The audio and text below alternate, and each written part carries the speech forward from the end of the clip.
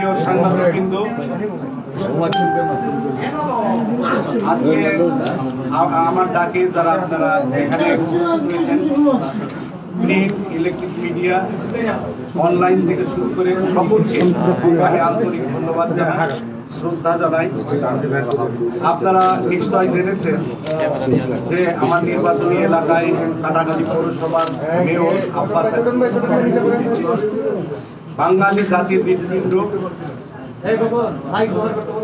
বাঙালি জাতির স্বপ্নদ্রষ্টা, তিনি একটা আমাদেরকে দেশ উপহার দিয়েছেন, যিনি আমাদেরকে একটা জাতি, বাঙালি জাতি হিসাবে বিশ্বের মানচিত্রে মাথা উঁচু করে দাঁড়ানোর যে স্বপ্ন ছিল বাঙালি জাতির, সেটি পরিপূর্ণ করেছেন। সেই বাঙালি জাতির হৃৎপিণ্ড, জাতির জনক বঙ্গবন্ধু শেখ মুজিবুর রহমানের নিয়ে কাটাখালী পৌরসভার মেয়র তার মুরাল কাটাখালী পৌরসভাতে স্থাপন করতে দেবে না এবং নিশ্চিহ্ন করবে, জীবন দিয়ে সেটি বাধাগ্রস্ত করবে, এই ধরনের উদ্ধতপূর্ণ আচরণই শুধু করেন নাই, আমি মনে করি তিনি যেটা করেছেন সেটি হচ্ছে বাঙালি জাতি হৃৎপিণ্ডে আঘাত করেছে। সেই জায়গা থেকে আমার যেহেতু নির্বাচনী এলাকা, এই জন্য আমি আপনাদেরকে অনুরোধ করেছি যে আপনাদের সামনে দুটি কথা বলা দরকার। আমি প্রথমে যেটি বলি সেটি হচ্ছে যে জাতির পিতাকে নিয়ে যে কটূক্তি করেছে আমাদের, আমি মনে করি যে আওয়ামী লীগের যে সাংগঠনিক নিয়ম আছে, সেই সাংগঠনিক নিয়ম শৃঙ্খলার মধ্যে অবশ্যই সাংগঠনিকভাবে তার তো ব্যবস্থা অবশ্যই করবেন। ইতিমধ্যেই আপনারা জেনেছেন যে আমার পোবা উপজেলা থেকে তাকে বহিষ্কার করা হয়েছে এবং আমি জেলা আওয়ামী লীগের সভাপতি, সাধারণ সম্পাদক সহ তাদেরকে বিনীত অনুরোধ করেছি এবং আমার অনুরোধে তারা কালকে মিটিং করবে এবং মিটিং করে ইনশাল্লাহ সেখানেও আমরা তার সাংগঠনিক শাস্তিমূলক ব্যবস্থা গ্রহণ করব। এবং আমি মনে করি যে জাতির পিতাকে নিয়ে যে কটূক্তি আব্বাস আলী করেছে সেটি শুধু সাংগঠনিকভাবেই তার শাস্তি আমি দাবি করি না, আমি রাষ্ট্রীয়ভাবে তার শাস্তি দাবি করি, আইনের মাধ্যমে তার শাস্তি দাবি করি। কারণ এই ধরনের কুলাঙ্গারেরা বাঙালি জাতিকে বারবারই কিন্তু হেয় প্রতিপন্ন করার জন্য আমাদের জাতির পিতাকে নিয়ে তারা বারবার কথা বলে এবং আমি অত্যন্ত খুশি হয়েছি যে আমাদের রাজশাহীর সকল সাংবাদিকবৃন্দ এখানে যে সোচ্চার হয়েছে, সত্যি আমি আপনাদেরকে অবনত চিত্তে আপনাদেরকে শ্রদ্ধা জানাতে আমার এই ইচ্ছা করে যে সত্যিকার অর্থে যে আপনারা যে একটা জাতির যে আশা আকাঙ্ক্ষা, আমরা যে বাঙালি জাতি, আমাদের যে বাঙালি জাতির প্রতীক জাতির জনক বঙ্গবন্ধু শেখ মুজিবুর রহমানকে নিয়ে কোনো কটূক্তি করলে রাজশাহীর যে সাংবাদিকতা যারা আছে তারা যে বসে নেই, এটি তার কিন্তু উৎকৃষ্ট উদাহরণ যে আপনাদের লেখনের মাধ্যমে আপনারা কিন্তু বিভিন্ন ভাষায় আপনারা তার প্রতিবাদ করেছেন। তো আমি আরেকটা জিনিস বলবো, সেটি হচ্ছে যে আজকে আমি এমপি হিসাবে এটুকু আপনাদের কাছে বলতে চাই যে বঙ্গবন্ধুর মোরাল আমি নিজেই সেখানে সিটি গেটে স্থাপন করব এবং কাটাখালী পৌরসভা প্রবেশদ্বার যেটি রাজশাহীতে ঢোকার, সেখানে দুটি জায়গাতে আমি নিজেই সেখানে স্থাপন করার সকল ব্যবস্থা গ্রহণ করব। শেষ এনি কোশ্চিন, সবাই হেঁটু ফেলে বসতো, নাহলে অর্ডার পোস্ট করতে পারবে না। ভাই আমার মতো করে বসে যান সবাই, সব বসে পড়েন। না, আমি যখন দেখলাম এটা তো পরবর্তীতে তার যে বক্তব্য, এই বক্তব্যের জায়গা থেকে আপনাদের মাধ্যমে, বিশেষ করে সাংবাদিকের মাধ্যমে, বিভিন্ন সোশ্যাল মিডিয়ায়, টিভিতে এবং প্রিন্ট মিডিয়ায় আমি যখন পড়লাম, পড়ার পরে আমি সেই বিষয়টা যখন আমাদের দলীয়ভাবে যখন আমরা আলোচনা করেছে, বিশেষ করে আমার উপজেলা আওয়ামী লীগের সাথে, আওয়ামী লীগ সহযোগী সংগঠনের সাথে। তারা সেটি আমাকে বলেছে যে না, এটি আব্বাসেরই কণ্ঠ, এটি আব্বাসেরই কণ্ঠ। এবং আমরা উপজেলা আওয়ামী লীগের যখন মিটিং বসার আগেই আমরা কয়েকজন সেখানে বসেছিলাম, বসার পরে সেটা অনেকটা নিশ্চিত হয়েছি। তারপরেও এখন কণ্ঠ যে তার, সেটি নিশ্চিত করার দায়িত্ব কিন্তু অনেক সময় আছে, যে নিশ্চিত করার দায়িত্ব সেটি করেন। ইতিমধ্যে আপনারা জানেন যে গাজীপুরের যে মেয়র সাহেব যে ধরনের বক্তব্য দিয়েছিলেন, তো তিনি অস্বীকার করতে পারবেন না। কারণ এখন এই ডিজিটাল যুগ, এখন কণ্ঠ যে যেমন এডিট করা যায়, এডিটটাও ধরা যায়, লিগ্যাল কণ্ঠও কিন্তু বোঝা যায়। সেই ক্ষেত্রে আমরা প্রাথমিকভাবে দলীয় ফোরামে আলোচনা করেই কিন্তু আমরা উপজেলা আওয়ামী লীগ থেকে তাকে বহিষ্কার করা হয়েছে।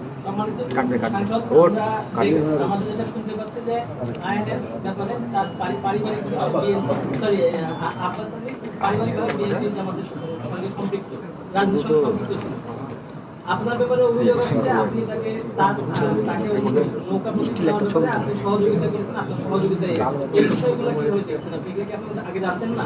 আয়ের ভাই, একই সঙ্গে আমি একটু বলি যে সে এর আগে একজন আওয়ামী লীগ কর্মী হত্যা মামলার আসামি ছিল, পরবর্তী তরুণ দল থেকে সে যুবলীগে আসছিল, আর সর্বশেষ 2015 সালে যখন সে বোমাবাজির অভিযোগে আটক হয়, আমরা শুনছিলাম যে আপনার জনসভায় সে বোমা হামলা করছিল। তাইলে আপনি এমপি ছিলেন, তারপরে কেন সে মনোনয়ন পেল? আপনি তার কেন বাধা দিলেন না বা আপত্তি করলেন না, একটু বলবেন।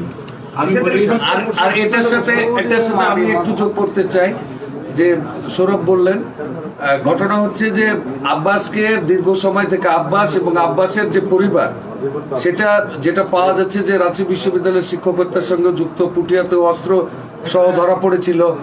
এই যে দীর্ঘ সময়, আজকে 2021 সাল, আপনি এমপি আছেন প্রায় 8 বছর। তো এই সময় একটা অভিযোগ আছে যে আপনার ছত্রছায়াতেই সে এত ক্ষমতাবান, এবং ওই এলাকাতে যে তার চাঁদাবাজি থেকে শুরু করে যত অপকর্ম, এবং সেই স্কুলকে একটা টর্চার সেল বানিয়েছে, এরকম একটা অভিযোগ আছে। এবং স্কুলের একটা রুম আছে, সেইখানে সে প্রতি রাত্রে তার সহযোগীদের নিয়ে বিভিন্ন ধরনের ফুর্তি করেন, যেগুলো সমাজে অনৈতিক কাজ বলে বিবেচিত। তো আপনি এত কিছু জানার পরও আপনি এতদিন ব্যবস্থা নেননি কেন? আর এই মুহূর্তে উনি যখন একটা বিস্ফোরক বক্তব্য দিলেন জাতির পিতা সম্পর্কে, আমাদের মহান স্বাধীনতার স্থপতি সম্পর্কে, আপনি এতদিনে ব্যবস্থা নিচ্ছেন কেন, একটু যদি বলতেন। সম্পূর্ণ প্রশ্ন, যারা আব্বাসকে আশ্রয় প্রশ্রয় দিয়েছে তাদের বিরুদ্ধে কি আপনি শাসন ব্যবস্থা যাচ্ছেন? আব্বাসের বিরুদ্ধে আমি ধন্যবাদ জানাই। আমি প্রথমে কয়েকজন আমার সাংবাদিক ভাই প্রশ্ন করেছেন যে আসলে যে পরিবার থেকে এসে সে নৌকার নমিনেশন পেয়েছে সেই সম্পর্কে সরাসরি জানতে চেয়েছেন। আপনারা নিশ্চয়ই জানেন যে আমি 2014 সালে মাননীয় প্রধানমন্ত্রী, জাতির জনকের কন্যা শেখ হাসিনা, আওয়ামী লীগের সভানেত্রী আমাকে নৌকার মনোনয়ন দিয়েছেন। আমি এর আগে তার সম্পর্কে যেটি জানি যে প্রথমত সে মহানগর একটা গুরুত্বপূর্ণ যুবলীগের সংগঠন, সে মহানগর যুবলীগের সহসভাপতি ছিলেন। এবং তারও পরে আপনারা নিশ্চয় জানেন যে দলের সাথে তার যে সম্পৃক্ততা, এটি কিন্তু আব্বাস দল করে বা যুবলীগ যখন করে, যুবলীগের মতন যখন একটা সংগঠনের সহসভাপতি হয়, তখন কিন্তু আমি এমপি ছিলাম না। 2001 সালে আমি কিন্তু রাজশাহী ইউনিভার্সিটির ছাত্র ছিলাম। তো সেই ক্ষেত্রে আমি জানি যে সে দল করে, এই জন্যেই। আর পরবর্তীতে নমিনেশনের যে বিষয়টা, সেই নমিনেশনের বিষয়টা কিন্তু আপনারা নিশ্চয় জানেন যে এমপিদের কিন্তু এখানে কোনো হাত নাই। এটি হয় যেমন ইউনিয়ন পরিষদ নির্বাচনে আমরা, আপনারা নিশ্চয় জানেন যে ইউনিয়ন কমিটি আগে সুপারিশ করবে উপজেলা কমিটিতে, উপজেলা কমিটি জেলা কমিটিতে সুপারিশ করবে, এবং জেলা কমিটি সেটি কেন্দ্রে পাঠাবে, এবং আমাদের কেন্দ্রীয় আওয়ামী লীগের বোর্ড সেটি চূড়ান্তভাবে সিদ্ধান্ত নেবে। সেই ক্ষেত্রে প্রথম দফায় যেটি হয়েছিল সেটি হচ্ছে যে তৎকালীন সময় কাটাখালী পৌরসভার ওয়ার্ড আওয়ামী লীগ, যুবলীগ সব সহযোগী সংগঠনের নেতাকর্মীরা ছিল, সেই নেতাকর্মীরাও সুপারিশ করে উপজেলাতে দিয়েছেন, এবং উপজেলা সেটি জেলাতে দিয়েছে, এবং জেলা সেটা প্যানেল করে সেটি কেন্দ্রে পাঠানো হয়েছে। শুধু তার নাম যে একটা দিয়েছে তা না, কিন্তু সেখানে কিন্তু কয়েকটি নাম ছিল আমার জানা মতে। যদিও এমপিদের এই ব্যাপারে সাংগঠনিক কাকে নমিনেশন দেওয়া হবে এই বিষয়টা ধরেন যে এমপিতে কোনো হাতও থাকে না। কিন্তু আমার যেটি করণীয় সেটি হচ্ছে যদি কেউ নৌকা পায় সেই ক্ষেত্রে নৌকাকে বিজয় করার জন্য মানসিক সাপোর্ট বা সাংগঠনিক যেটি সাপোর্ট সেটি কিন্তু আমি এমপি হিসাবে নৌকাকে বিজয়ের লক্ষ্যে সেটি কিন্তু আমাকে করতে হবে। আমি মনে করি যে আমি ব্যক্তির চেয়ে দল বড় মনে করি, দলের প্রতীককে বড় মনে করি। কে নৌকা পেল সেটি বড় কথা নয়, নৌকা প্রতীকটাই হচ্ছে আমার কাছে সর্বোচ্চ বিষয়। এই কারণে সেই সময় আপনারা নিশ্চয় জানেন, আরেকটা জিনিস আপনাদের কাছে বলি প্রিয় সাংবাদিকবৃন্দ, যে আমার এই কাটাখালী পৌরসভাতে 21 বছর জামাতের চেয়ারম্যান ছিল মাসুদুর রহমান, আপনারা নিশ্চয় জানেন। সেই জায়গায় প্রায় 21 বছর জামাতের চেয়ারম্যান ছিল। সেই জায়গাতে আমাদের দলের নেতৃবৃন্দ যখন তাকে মনোনয়ন দেয়, মনোনয়নের আগে কথা আমি বলবো 2017 সালে মেবি 17-18 দিকে মনোনয়নটা হয়। তো সেই সময়ে আমি যখন এমপি হওয়ার পরে সেখানে কাটাখালীর মানুষের ভাগ্য উন্নয়নের জন্য অনেক কাজ কিন্তু আমরা করেছি। আমার জাতির জনকের কন্যা জননেত্রী মাননীয় প্রধানমন্ত্রী যে সারা বাংলাদেশে উন্নয়ন করছেন, সেই উন্নয়নের ধারাবাহিকতায় আমার চর শ্যামপুর থেকে শুরু করে কাপাসিয়া থেকে শুরু করে আমার সকল জায়গায় পিছিয়ে পড়া যে মানুষগুলো ছিল, বিশেষ করে নদীর ধারে, আপনারা নিশ্চয় মনে আছে যে সেই মানুষগুলোর পানি থেকে শুরু করে সব সুবিধা তার। তখন কিন্তু আব্বাস আলী কিন্তু মেয়র ছিল না, আমি জামাতের মেয়র ছিল। জামাতের মেয়র যখন কাজ করছিল না ঠিক সেই সময় আমি কিন্তু প্রায় আমি বলবো যে প্রতিদিন না হলে সপ্তাহে 2-1 দিন যেতাম, রাস্তাঘাট আমার যতটুকু করণীয় করেছি। সেই জায়গাতে দলের পক্ষে যে মানুষ এসেছে, মানুষ তারা তখন কিন্তু ব্যক্তিকে দেখে ভোট দেয়নি, প্রতীককে দেখে ভোট দিয়েছে, সেক্ষেত্রে সে মেয়র হয়েছে। আর আরেকটা জিনিস আমার আরেক ভাই বললেন যে তার ভাই, এটাও সত্য যে তার ভাই যুবদল করতো, শিক্ষক হত্যার সাথে জড়িত। এখন একটা জিনিস হলো কি, আমরা তো অনেক সময় বুঝতে পারি না, যদি বুঝতেই পারতাম তাহলে আপনাদের কাছে আমি বলি যে আজকে বঙ্গবন্ধুকে হত্যা করার যে মির্জাপুর, আজকে যে খন্দকার মুস্তাক সাহেব সে আমলে করতো, কিন্তু তার হৃদয়ে যে এত বড় নিষ্ঠুরতা ছিল, এত ধরনের মানে ছিল, সেটি আমরা কিন্তু বুঝতে পারি না। বুঝতে পারলে কিন্তু আমরা জাতির পিতাকে হারাইতাম না। এইভাবে এই খন্দকার মুস্তাকের অনুসারীরা সুযোগ নিয়ে অনেক সময় অনেক কিছু ঘটনা ঘটায়, যেটি আমি মনে করি শুধু দলের না, দেশের জন্য এটা অত্যন্ত লজ্জাজনক, দুঃখজনক। তো আর একটা জিনিস হচ্ছে যে সেই সময়ে আমি কারো দোষ দিব না, যে অনেক জায়গায় অনেক পরিবারে আপনারা নিশ্চয় জানেন যে এক ভাই বিএনপি করে, এক ভাই আওয়ামী লীগ করে। এটি কিন্তু বাংলাদেশে অনেক জায়গাতে আছে, এবং সংসদ নির্বাচনেও অনেক জায়গাতে রহিম ভরসা, করিম ভরসার মতো দুই ভাই দুই দলের হয়ে কাজ করেন। আমার দলের নেতাকর্মীরা হয়তো সেটি মনে করেছেন যে হয়তো আব্বাস যুবলীগের সহসভাপতি ছিল, আব্বাস পরবর্তীতে আমাদের মাননীয় প্রয়াত সংসদ সদস্য মেরাজ ভাই, সেই সময়ও আমি দেখেছি দল করা।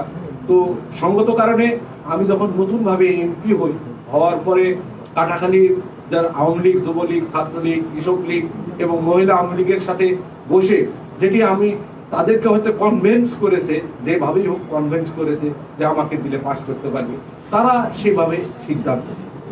আচ্ছা, আমার একটা প্রশ্ন আছে, যে বললেন যে মনোনয়ন কিভাবে দিয়ে ইউনিয়ন থেকে উপজেলা থেকে জেলা, তারপরে এখন ধরেন যে জামাতে কোনোভাবে ইউনিয়ন বা উপজেলাকে ম্যানেজ করে সুপারিশ তার পক্ষে নিয়ে আপনারাও কি তাহলে আপনার জায়গা থেকে আপনি দিবেন, বা বাস্তব যে সে কোন দল করে বা কোন দল করতো বা কেমন, সেই বিষয়টা আপনি কেন্দ্রে জানাবেন?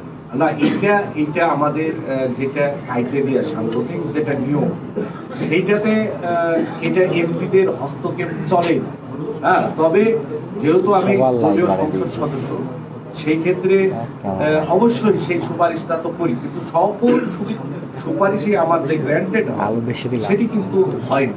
অনেক সময় দেখা যায় যে প্যানেলের নামই নাই, অনেক সময় হয়। আমার কাছে যেটা মনে হচ্ছে যে আপনি যদি ওই সময় তার বিরুদ্ধে যদি কোনো নোট দিয়েও রাখতেন তাহলে আপনি বলতে পারতেন, আপনি কাজ না হোক, আপনি কাজ না হোক, কারণ আপনি এক জায়গা থেকে সচেতন থাকতো, আপনি আপনার দায়িত্বটা হয়তো পালন করতে পারতেন যে না ঠিক আছে আমি এই লোক ছাড়া আমি জানাই দিলাম কেন্দ্রকে, কিন্তু পরে যা করবে না, এটা লিখিত, আমি বলি এটা অনেক সময় লিখিত যায়, এটা তো লিখিত ডকুমেন্ট ওইভাবে থাকে না। নেতা কর্মীকে বলা হয় যে দাঁড়ানোর জন্য। তো আমার মনে পড়ে যে আমি নাম উচ্চারণ করছি না, যেহেতু অনেক সময় আমার দলের অনেক ভালো নেতারা যে কাটাখালিতে নাই আছে। আমার সেই সময় অ্যাডভোকেট শরীফ ভাই আমার ছাত্রলীগের সহসভাপতি রাজশাহী বিশ্ববিদ্যালয়, তাকেও কিন্তু প্রথমবার আমি রিকোয়েস্ট করেছিলাম, হ্যাঁ যে ভাই আপনি যদি আসেন, এ ধরনের, এটা কিন্তু ব্যক্তিগত সম্পর্কের জায়গা থেকে। তখন কিন্তু ওই জায়গাতে আব্বাসের কিন্তু উত্থান ছিল না, এবং আমাদের প্রয়াত নেতা আব্দুল রব নান্নু ভাই একবার নির্বাচন করেছেন, তখন আমি রাজশাহী বিশ্ববিদ্যালয়ের ছাত্রলীগের সাধারণ সম্পাদক ছিলাম। তার জন্য অনেক খেটেছি, আপনারা নিশ্চয় জানেন যারা রাজশাহী বিশ্ববিদ্যালয়ে পড়াশোনা করেছেন। নান্নু ভাই হেল্প করেছে। তার পরবর্তীতে নান্নু ভাইকেও আমরা প্রস্তাব দিয়েছিলাম প্রাথমিকভাবে যে নান্নু ভাই আবার ভোট করবেন কিংবা না।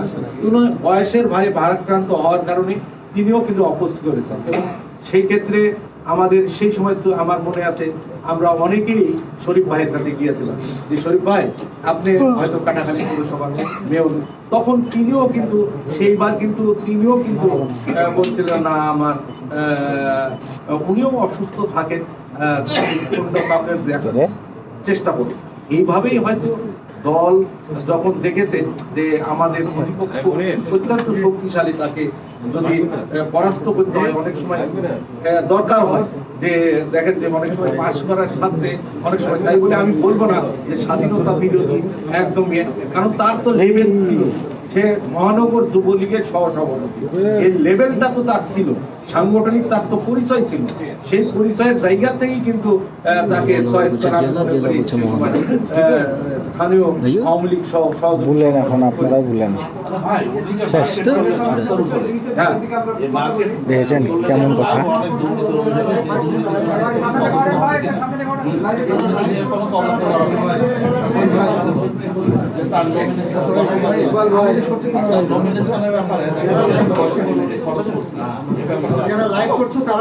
আমি একটা জিনিস প্রথমেই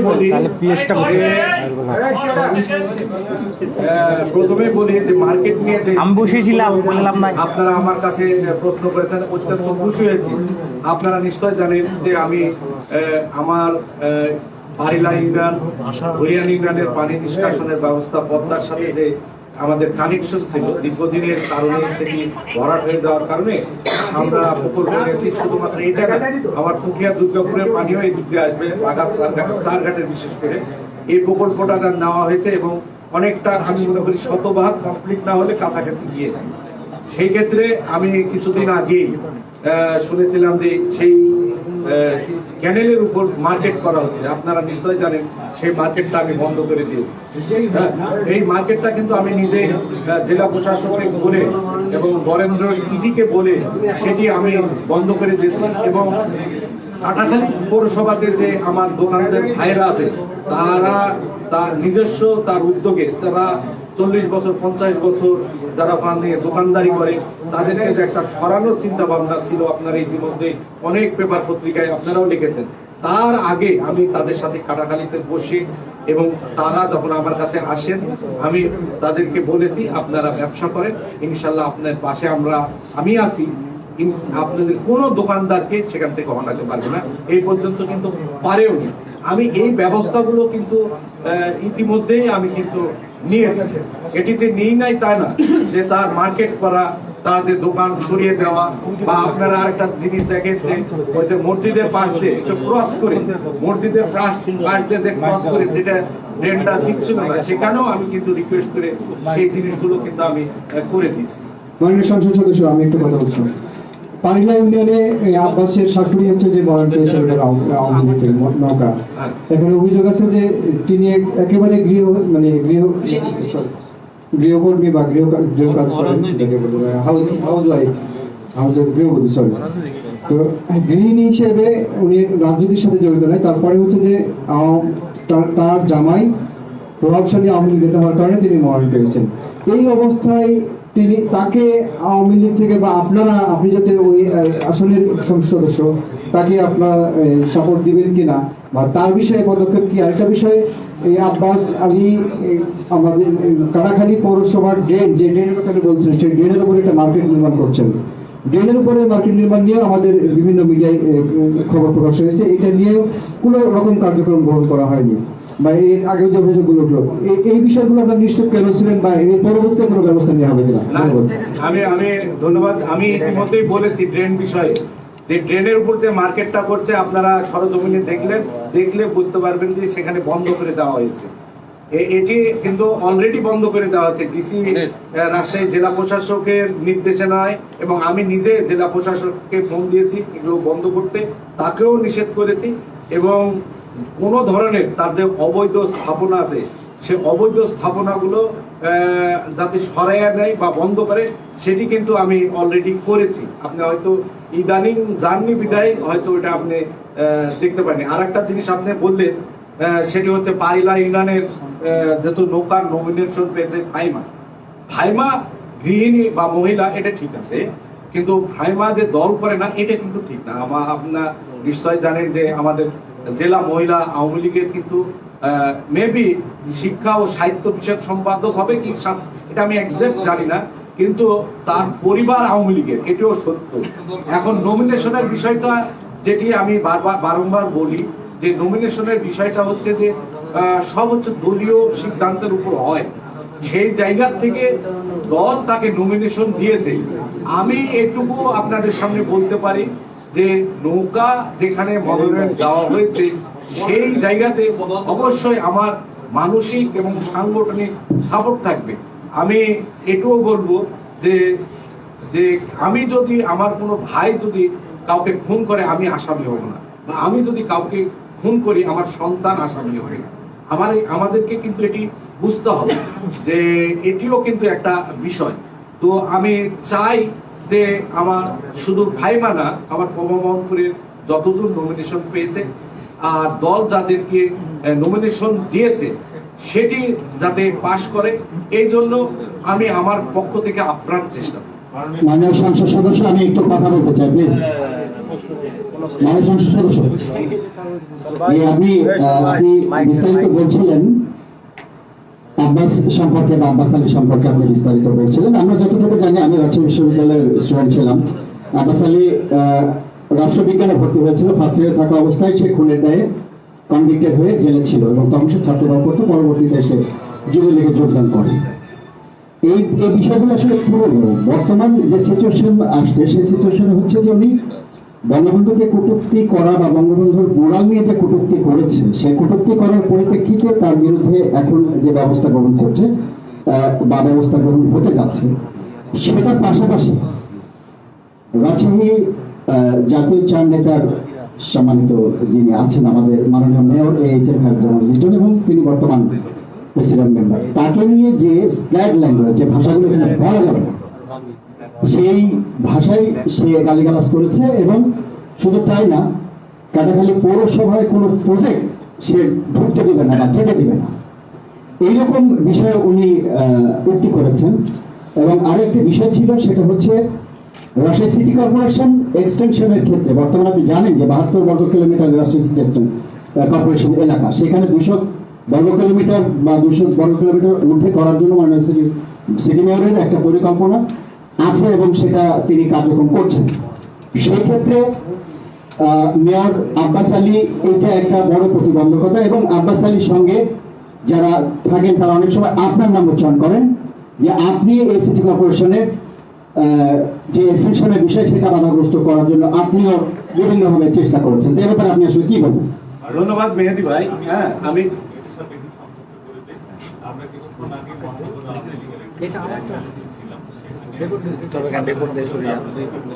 তারা বহিষ্কার, প্রাথমিক আওয়ামী লীগের সদস্যপদ বহিষ্কার সহ তার ভোটার শাস্তি চান, এবং আমরা দেখেছি আজকে তারা একটা বিক্ষোভ কর্মসূচিও রেখেছে বিকেলে। তাদের মহানগর আওয়ামী লীগের পক্ষ থেকে 3-3টা মামলা হয়েছে, জেলা আওয়ামী লীগের পক্ষ থেকে আমরা তেমন কিছু দেখি। ফলে আপনাদের মূল চাওয়াটা কি? ওনার বক্তব্য শেষে আমি মেহেদী ভাইকে ধন্যবাদ জানাই যে মেহেদী ভাই যে কথাটি বললেন, প্রথমে আমি বলি যে আমরা রাজশাহীতে যে রাজনীতি করি, আমি বারবার অনেক বক্তব্যই বলেছি, আমার রাজনীতির হাতে খড়ি কিন্তু ASM খায়রুজ্জামান লিটন ভাই। এবং আমরা মনে করি যে আমরা এই রাজশাহী অঞ্চলের মানুষ, বিশেষ করে রাজশাহী বিভাগের মানুষ, আমাদের আদর্শের, যেমন আমাদের সামগ্রিক, আমাদের বাঙালি জাতির পিতা বঙ্গবন্ধু শেখ মুজিবুর রহমান এবং তার যে 4 জন সহচর, আমাদের জাতীয় 4 নেতা, এটাও কিন্তু আমাদের হৃৎপিণ্ডের কিন্তু একটা অংশ। সেই ক্ষেত্রে তার যারা সন্তান বা বংশধর, তারাও কিন্তু আমাদের আদর্শের প্রতীক। ইতিমধ্যেই আপনি মেহেদী ভাই বললেন যে আমাদের নেতাকে নিয়ে আমি যে কটূক্তি করেছে বা অশালীন বক্তব্য দিয়েছে, আমি এরও তীব্র নিন্দা জানাই এবং শাস্তি দাবি করি। যে এই ধরনের উদ্ধত আচরণ শুধু আব্বাস কেন, আমার মতন এমপিও আমি মনে করি যে খায়রুজ্জামান লিটন ভাই সম্পর্কে দুটি কথা বলার যোগ্যতা রাখে না। এটা আমি নিজেই স্বীকার করি যে আমাদের চেতনা বা আদর্শের প্রতীক হিসাবে তারা কিন্তু রাজশাহীতে আছে। আমি বিশ্বাস করি যে এটি কখনোই যারা করবে, শুধু আব্বাস না, যেই করুক না কেন, তার শাস্তিমূলক ব্যবস্থা, সাংগঠনিক ব্যবস্থা এটা হওয়া উচিত। পাশাপাশি আপনি যে কথা বললেন, সিটি কর্পোরেশন নিয়ে কথা বললেন, সেই ক্ষেত্রে আমার একটি কথা আছে যে রাজশাহী সিটি কর্পোরেশন বাংলাদেশের মতো না, আন্তর্জাতিকভাবে বসবাসযোগ্য একটা সিটি কর্পোরেশন, যেটি আন্তর্জাতিকভাবে স্বীকৃত। আমাদের জাতীয় 4 নেতার অন্যতম ASM খায়রুজ্জামান লিটন ভাইয়ের হাত ধরেই কিন্তু আমাদের এই রাজশাহী সিটি কর্পোরেশনটা আমি মনে করি যে বাংলাদেশের মধ্যে অন্যতম সিটি কর্পোরেশন রয়েছে। এই জন্য আমি সহ রাজশাহীবাসী সহ সারা বাংলাদেশের মানুষ কিন্তু এটা নিয়ে কিন্তু সুনাম করে। একটি বিষয় আপনাদেরকে নিশ্চয় বুঝতে হবে যে সিটি কর্পোরেশন বর্ধিতকরণ যেটা করতে হবে, অনেক জায়গায় হয়েছে, এখানে বাধা দেওয়ার কিছু নেই। কিন্তু আমাদের সিটি কর্পোরেশন যখন বর্ধিত হবে, তখন আবাসনের ঝুঁকিটা বেশি হবে। আবাসন যদি হতে যায়, আপনারা নিশ্চয় জানেন আমার পবা উপজেলা মিঠা পানির মৎস্য উৎপাদনে বাংলাদেশের মধ্যে প্রথম হয়েছে।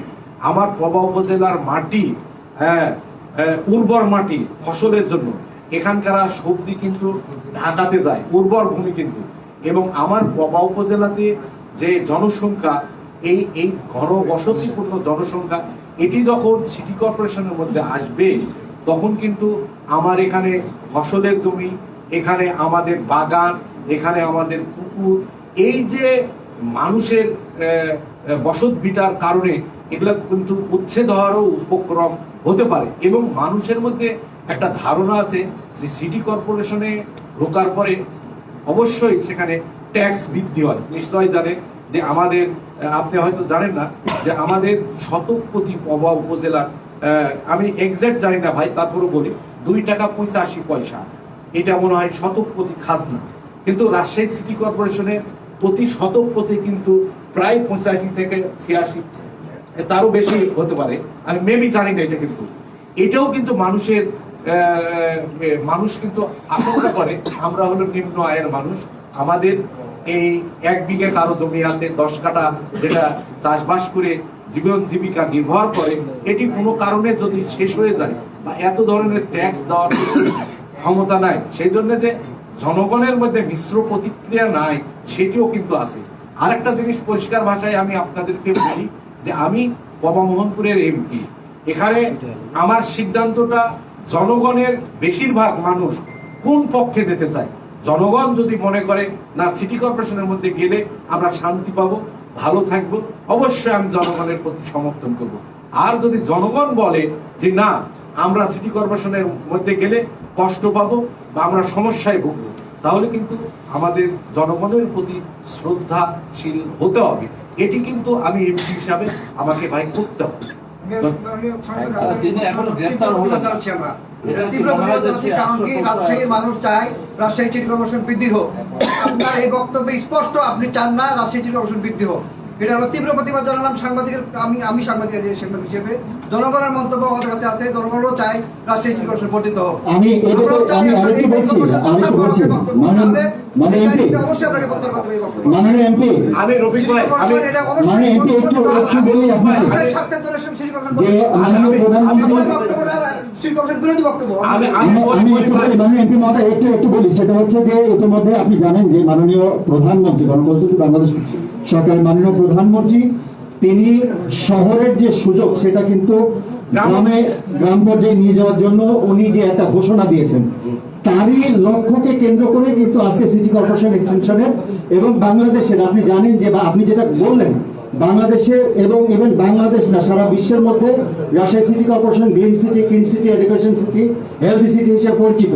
সেইখানে গাজীপুর বা অন্যান্য সিটি যেগুলো নতুন সদ্য প্রসিদ্ধ যে নতুন সিটি কর্পোরেশন তাদেরও আয়তন 300-350 কিলোমিটারের ঊর্ধ্বে, আর সেখানে এই রাজশাহী সিটি কর্পোরেশন বাংলাদেশের অনেক পুরনো একটা সিটি কর্পোরেশন, সেখানে মাত্র 72 কিলোমিটারের মধ্যে এখনো সীমাবদ্ধ এবং মাননীয় প্রধানমন্ত্রীর ঘোষণাকে তিনি বাস্তবায়ন করার জন্য কিন্তু এই কাজটা করার চেষ্টা করছেন। সেক্ষেত্রে আপনি যে জনমত পোষণের কথাটা বলছেন, জনগণের তাহলে বিষয়টা কন্ট্রাডিকশন হচ্ছে কিনা যে আপনি নেতৃত্ব একদিকে মানছেন আরেকদিকে জনগণকে।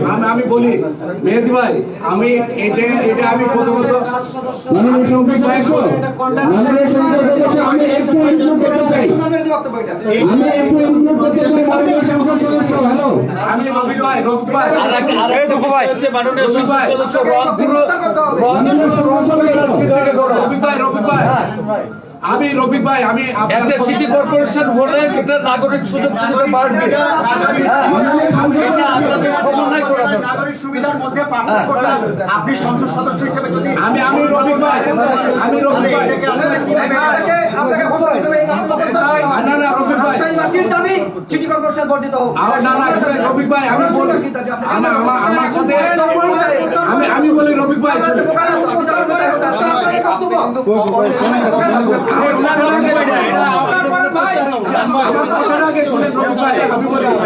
আমি রফিক ভাই আমার কথা বর্ধিতকরণ নিয়ে আপনাদের সাথে আমি শোনেন আমি আরেকবার বসবো। আমি একটা কথা রফিক ভাই আমি বলি, আমার মানুষ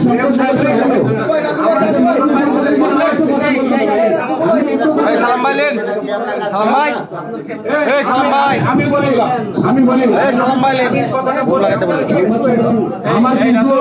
আমার কিন্তু আমাদের শ্রদ্ধাভাজন নেতা খায়রুজ্জামান লিটন ভাইয়ের সাথে কিন্তু আমার ব্যক্তিগতভাবে কথা হয়েছে কি করতে হবে না করতে হবে। আমি এই বিষয়টা আমি আপনাদেরকে আমি যে জন্য ডেকেছি আপনাদের কাছে আমি একটা বিনীত অনুরোধ রাখবো যে সেটি যেন বিঘ্ন না হয়, এটিও আপনাদের কাছে অনুরোধ করবো। এই জন্য যে একটা ইম্পর্টেন্ট বিষয় নিয়ে আমি করছি, আপনারটাও ইম্পর্টেন্ট বিষয়, সেটি আমার মেয়র সাহেবের সাথে কথা হয়েছে। হ্যাঁ, সেখানে আমি বসেছি। আপনাকে আমি বলি একটা কথা, যেখানে আমাদের একটা গোটা পবা উপজেলা আছে, একটা পবা উপজেলা যদি একটা উপজেলাকে এটি কিন্তু রাষ্ট্রীয় একটা ব্যাপার আছে, আপনাকে একটু বুঝতে হবে যে গোটা সংসদ এই ব্যাপারে আপনি যেটা বলছেন এই ব্যাপারে আমরা মাননীয় মেয়র মহোদয়ের বক্তব্য নিয়েছি এবং সেটা রেকর্ড আছে।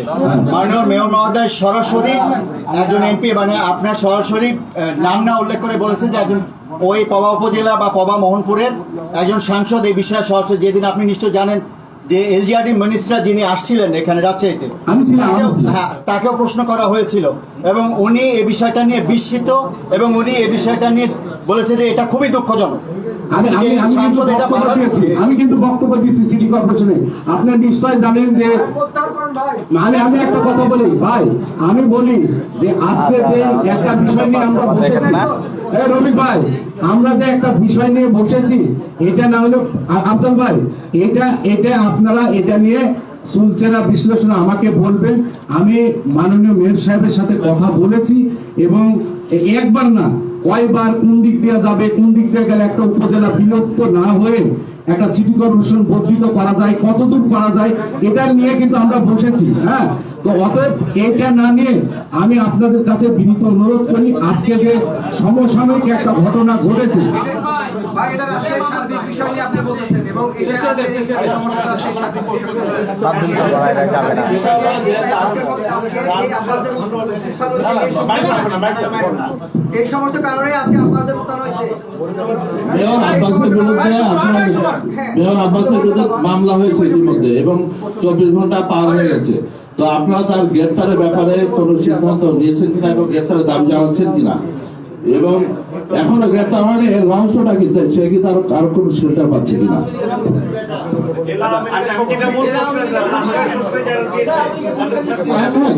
আমার হচ্ছে যে যেহেতু কাটাখালী পৌরসভাটা হলো জেলার মধ্যে, তো এখানে আমরা দেখেছি যে তার যে বক্তব্য, তার বক্তব্য প্রেক্ষিতে রাজশাহী তিনটি মামলা করেছে সিটি কর্পোরেশন কাউন্সিলর কিন্তু জেলায় কোনো মামলা হয়নি এবং জেলা আওয়ামী লীগের ভূমিকা কিন্তু আপনারা পর্যন্ত আমাদের কাছে স্পষ্ট এবং নিষ্ক্রিয়। আমরা জেলা আওয়ামী লীগের আন্ডারে তো কাটাখালী পৌরসভা, তাই না? তো আপনাদের উপজেলা আওয়ামী লীগ একটা সিদ্ধান্ত নিয়েছে, কিন্তু জেলা আওয়ামী লীগের নেতৃবৃন্দকে আমরা এখন পর্যন্ত এই ইস্যুতে সোচ্চার হতে দিই। সে বিষয়টা আপনি কি দেখবেন যে জেলা আওয়ামী লীগ তাহলে এ ব্যাপারে নিষ্ক্রিয় কোনো ভূমিকা পালন করছে? ভাই মাইকটা নিচে রাখেন, নিচে রাখেন।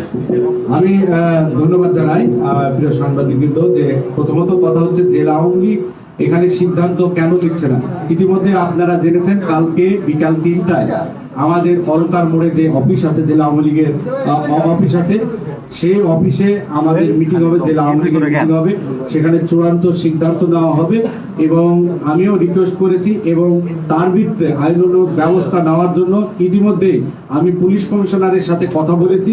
যেহেতু আরএমপির মধ্যে পুলিশ কমিশনার যেটি আমাকে বলেছেন, আমি আইজি সাহেব এবং স্বরাষ্ট্র মন্ত্রণালয় এখানে আমরা কথা বলেছি, তারা সিদ্ধান্ত দিলেই আমরা তাৎক্ষণিক তাকে গ্রেফতার করার প্রক্রিয়া করব। যেহেতু সে একটা জনপ্রতিনিধি, স্থানীয় সরকার মন্ত্রণালয়েরও হয়তো পারমিশন লাগতে পারে, সেই ক্ষেত্রে স্থানীয় সরকার মন্ত্রণালয়ের পারমিশনেরও সে অপেক্ষায় আছে।